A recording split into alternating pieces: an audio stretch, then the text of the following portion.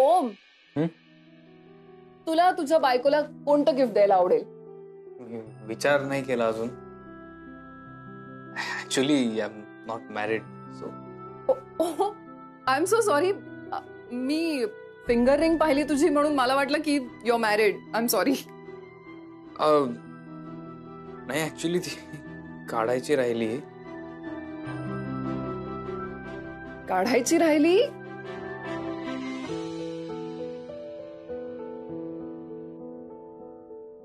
का आयुष्यात आलेल्या तिला कधीच विसरू शकला नाहीस म्हणून काढली नाहीस? I am so sorry. I didn't mean to get personal, but for me this is true love, जे खूप खरं आहे, खूप सहज आहे. आली होती कोणीतरी आयुष्यात, विसरून गेलो असं जे म्हणतात ना, तेच तिला कधीही विसरत नाही. आयुष्यात आलेलं खरं प्रेम इतक्या सहजपणे नाही विसरता येत.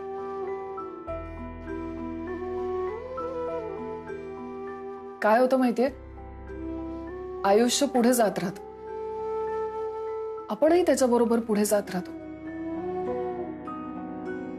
पण आपलं खरं प्रेम जिथे थांबलेलं असतं ना, त्याच वळणावर आपलं मन घुटमळत राहतं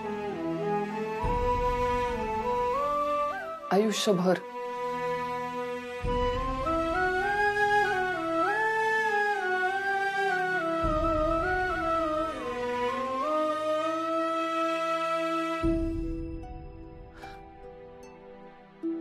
This is it? Guys, this is the idea. True love. नातं कुठलंही असू दे, जर प्रेम खरं असेल तर ते नातं तितकंच भक्कम असतं. आपण हीच लाईन पकडूया. यावर काही सुचत असेल तर प्लीज सांगा मला. नातं म्हटलं की काय आठवतंय तुम्हाला? एनीबडी? खरं प्रेम म्हणजे विश्वास. नाईस. अजून काही? खरं प्रेम म्हणजे care for each other. I like that. काळजी, केअर. खरं प्रेम काळजीतून व्यक्त होतं. सो या दिवाळीत तुमच्या प्रियजनांना तुमच्या ट्रस्टेड ब्रँडचं हेल्दी प्रोडक्ट गिफ्ट करून tell them that you love them and tell them that you care about them. How does this sound? कसं वाटतंय? छान. आणि खरं प्रेम म्हणजे ट्युनिंग, जे तुम्हा दोघांचं जुळलंय. हे तुम्हाला माहितीये, जर तुम्ही एकमेकांचे मित्र बनलात ना, तर you are going to be best of the friends. बरं, एनिवे, या प्रोडक्टची डेडलाईन खूप जवळ आली आहे, so let's start working on this. Please काही आयडियाज असतील तर लगेच मला सांगा. Okay, get going. Yes, thank you. Okay, thank you Maithili. या.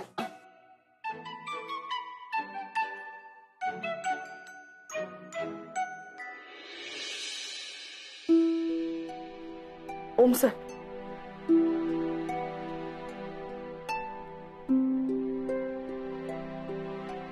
तुम्ही ती रिंग का नाही काढली अजून? प्लीज ती रिंग काढा. करतो.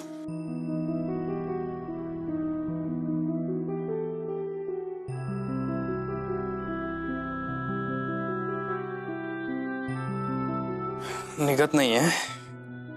मग ओढून काढा.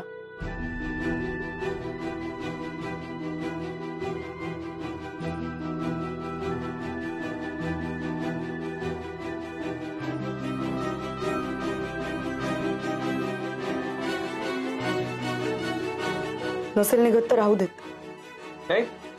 काढतो ना.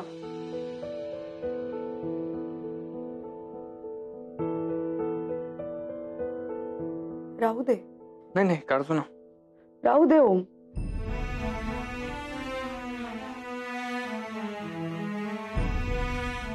सर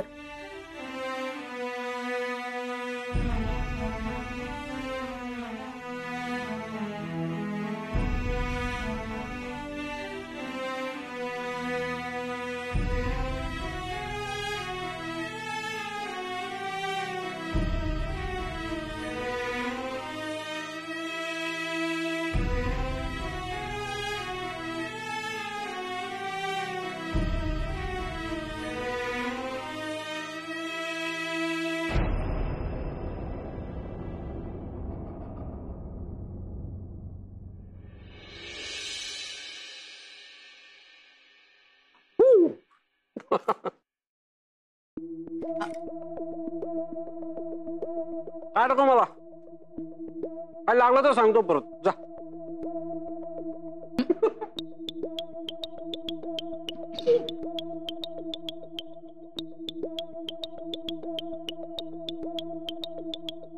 ही बाई का फोन करते मला? कारण इथे फुकटचं बसून खातोयस ना, त्याचा पगार देत नाही तुला.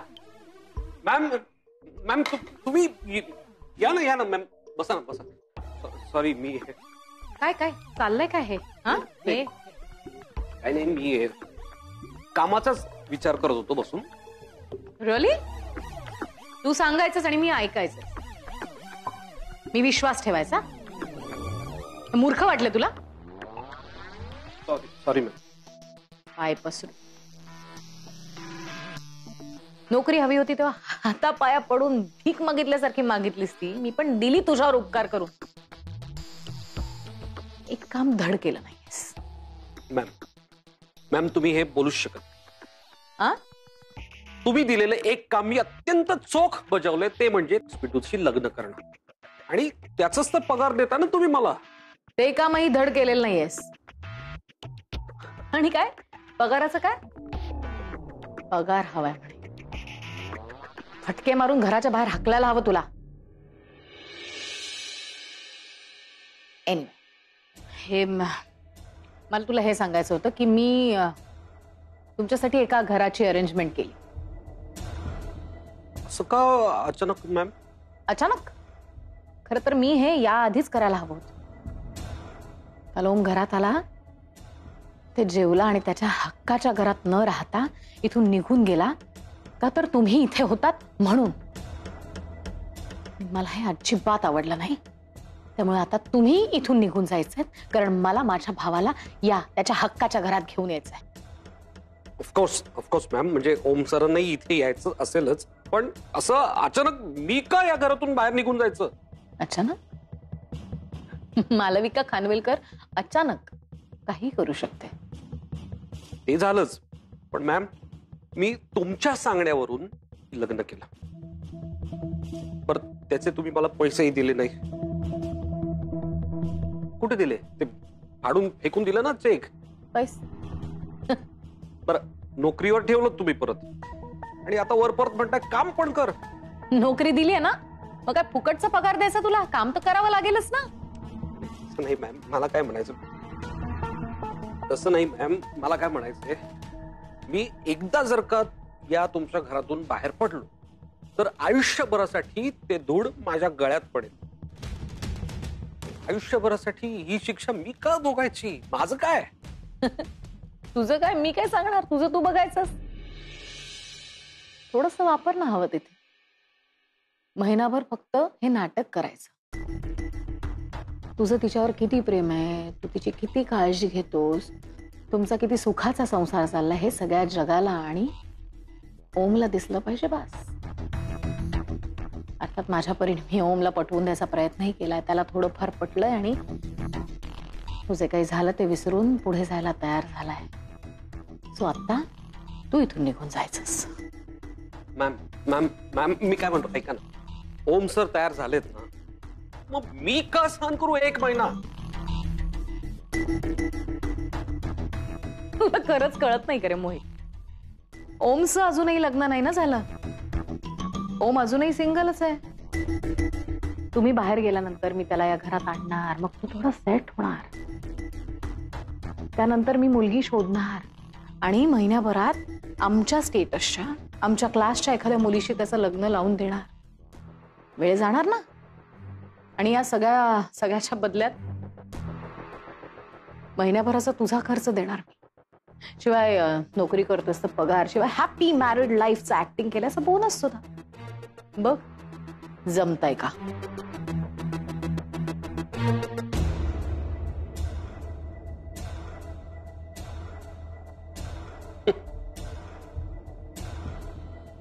ओमचं स्वीटूवर प्रेम नाही. कुठल्या भ्रमात आहे ही बाई? हं? ओम आणि स्वीटूचं एकमेकांवर किती प्रेम आहे हिला नाही माहित. आणि त्या दोघांचेही वीक पॉइंट मला माहिती आहे. कोणाशी कसं वागलं की कोणाला कसा त्रास होतो मोहित सब जानता है.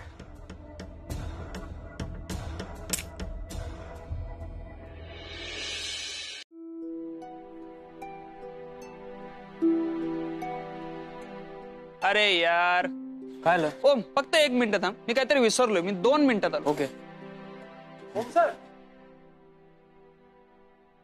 अरे मोहित. सर मला वाटलं तुम्ही मला हेल्मेट मध्ये ओळखणारच नाही. नाही ओळखलं मी. एकच मिनिट सर. हा. ऍक्च्युली इथे एक माझं छोटस काम पण होतं. ओके. आणि खरं सांगायचं ना तर मी तुम्हालाच भेटायला आलोय. मला थोडं बोलायचं होतं सर. बोल ना. सर मला एक गोष्ट सांगा. मी तुमच्या आणि स्वीटूच्या आयुष्यात येऊन खूप मोठी चूक केली आहे ना. मोहित नाही तुम्ही माझ्या जागी येऊन विचार करा हवं तर. माझ्याकडे त्या दिवशी दुसरं काहीच ऑप्शन नव्हतं सर. मला साळवी कुटुंबाची लाज राखणं, स्वीटूची डिग्निटी सांभाळणं जास्त महत्वाचं वाटलं त्या दिवशी, म्हणून मी लग्नाला उभं राहिलो. अजूनही सतत वाटतं की मी खूप मोठी चूक केली. कारण या लग्नामुळे कोणी सुखी नाही. ना तुम्ही, ना स्वीटू, ना मी. मोहित का अचानक का बोलतेस हे सगळं? अचानक नाही सर. काल जेव्हा आपली भेट झाली तेव्हा स्वीटूच्या हाताला भाजलं, पण चटका माझ्या मनाला लागला सर. माझ्या एक गोष्ट लक्षात आली आहे. अजूनही तुमचं एकमेकांवर खूप प्रेम आहे. मोहित सर ऐका, तुम्हाला पुरणपोळी आवडते म्हणून स्वीटूनी काल छान पुरणपोळी केली. ती करताना तिला भाजलं. कितीही करपलेली असली तरी सुद्धा ती तुम्ही गोड मानून खाल्ली. यालाच तर प्रेम म्हणतात ना सर. आणि या तुमच्या दोघांच्या पवित्र प्रेमाच्या आड मला नाही यायचं. मोहित तू काय बोलतोयस? तुझं तुला तरी कळतंय? तुमचं लग्न झालंय आता, तुझं आणि स्वीटूचं. ओके, तू किमान तिची डिग्निटी तरी राख ना. हे सगळं जे म्हणतोयस ते लग्न आधी होतं. लग्नानंतर तिच्या डोक्यात असा विचार येणार नाही, येऊच शकत नाही. मला ती माहितीये. सर तुम्ही किती छान ओळखता माझ्या बायकोला.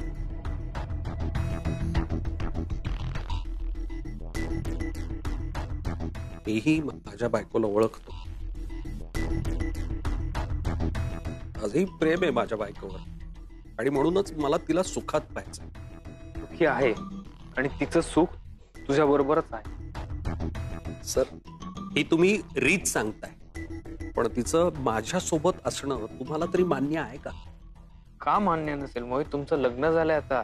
हे रिलेशन कोणी डिनाय करू शकत नाही ना, राईट? तुम्ही तरी का डिनाय करताय आमचं नातं?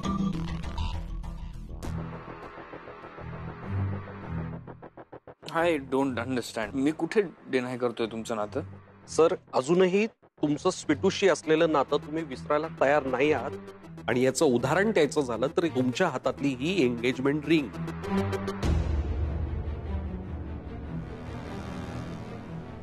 ही अंगठी माझा पास्ट आहे मोहित, जो मी जपून ठेवलाय. आणि स्वीटू तुझं प्रेझेंट आहे. ही तुमच्या दोघांच्या मध्ये कधीच येणार नाही असं तुम्हाला वाटतंय सर. पण ही अंगठी पाहिल्यानंतर मला सतत असं वाटत राहतं की मी तुमच्या आयुष्यात येऊन खरंच खूप मोठी चूक केली. मी तुमच्या प्रेमाचा गुन्हेगार आहे सर. ही अंगठी मला त्रास देते तुमच्या हातात पाहिल्यानंतर. माझी खरंच एवढीच इच्छा आहे की तुम्ही दोघं सुखी राहा. ओके, तुला असं वाटत असेल तर मी ही अंगठी काढून ठेवतो. I will remove it. That's not a problem.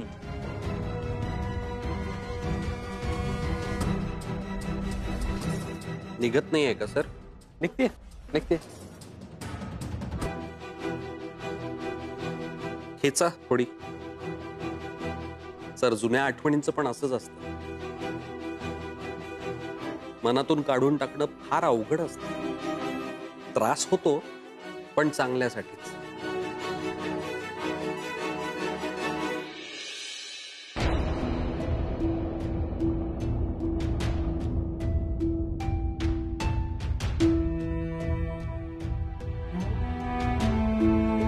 आता माझा या अंगठीवर काहीच हक्क उरला नाही.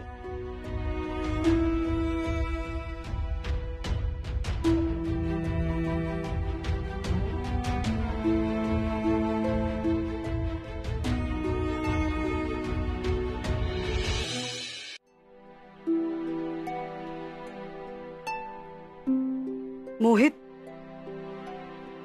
हाय हाय. ओम हा? जरा एक मिनिट. हा, आलोच. येस. तुम्ही इथे काय करताय? अगं, इथून जवळच एक माझं छोटंसं काम होतं, ते संपलं. मग म्हटलं तुझ्या ऑफिस जवळच आहे तर तुला घेऊन जाऊ घरी. पण का? असं काय करतेस? तुझ्या हाताला एवढं भाजलंय. या अशा अवस्थेत तू प्रवास कसा करणार बसमधून वगैरे, म्हणून तुलाच न्यायला आलोय. आणि नेमकं हे तुझे आपले ओम सर भेटले, त्यांच्याशी 2 मिनिटं बोललो.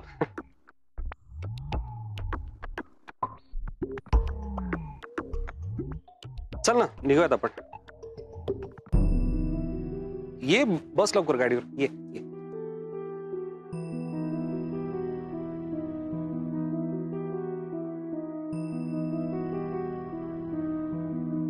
एक मिनिट फक्त हेल्मेट घालतो.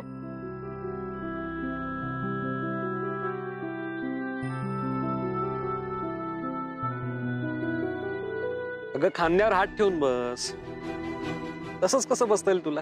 बस, म्हणजे नीट बस. बस बस पटकन.